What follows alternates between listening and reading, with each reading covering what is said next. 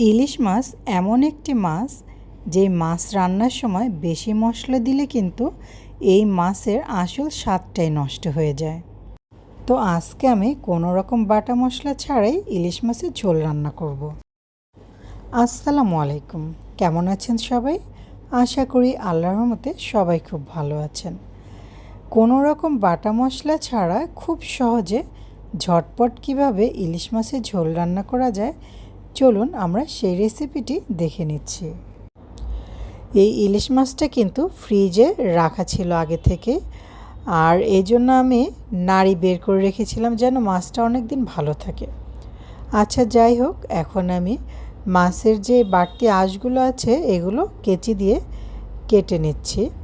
আপনারা চাইলে কিন্তু এটা বটি দিয়েও কাটতে পারেন।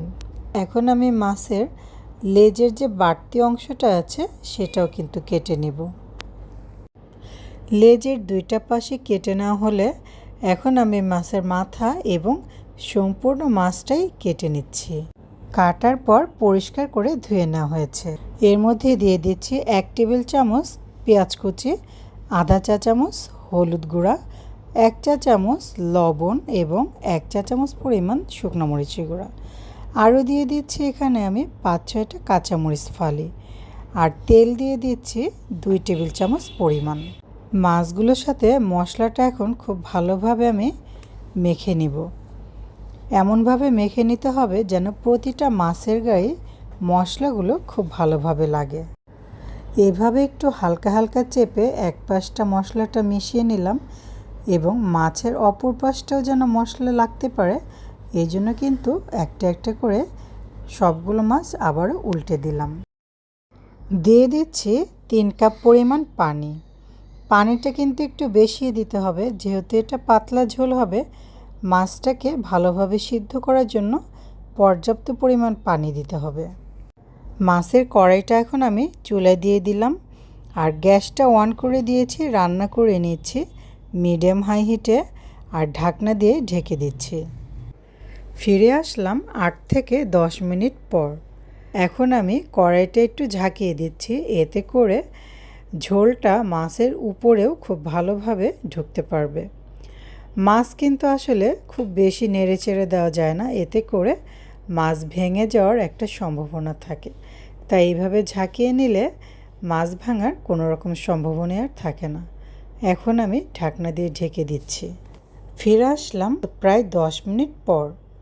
দেখুন মাছের ঝোলটা কিন্তু অনেকটা শুকিয়ে গিয়েছে, আর আমি এইভাবে ঝাঁকিয়ে দিলাম।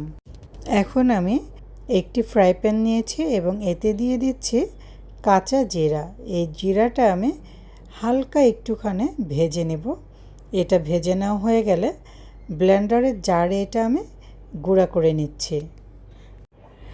গরম থাকা অবস্থায় জিরাটা কিন্তু কখনোই ব্লেন্ডারের জারে গুঁড়া করা যাবে না, ঠান্ডা করে নিতে হবে। জিরাটা গুঁড়া হয়ে গেল এবং এখান থেকে আমি 1 চা চামচ পরিমাণ একটা চালনিতে নিয়ে এভাবেই চেলে মাছের উপরে দিয়ে দিলাম। এ পর্যায়ে তরকারিটা আরেকবার ঝাঁকিয়ে নিচ্ছি, এতে করে জিরার গুঁড়াটা ঝোলের সাথে খুব ভালোভাবে মিশে যেতে পারবে। এ পর্যায়ে গ্যাসটা অফ করে ঢাকনা দিয়ে ঢেকে রাখছি যেন ঘ্রাণটা বের হতে না পারে। কোনো রকম বাটা মশলা ছাড়াই খুব সহজে ঝটপট রান্না হয়ে গেল ইলিশ মাছের ঝোল। আজকের এই রেসিপিটা আপনাদের কাছে কেমন লেগেছে কমেন্টে কিন্তু জানাতে ভুলবেন না।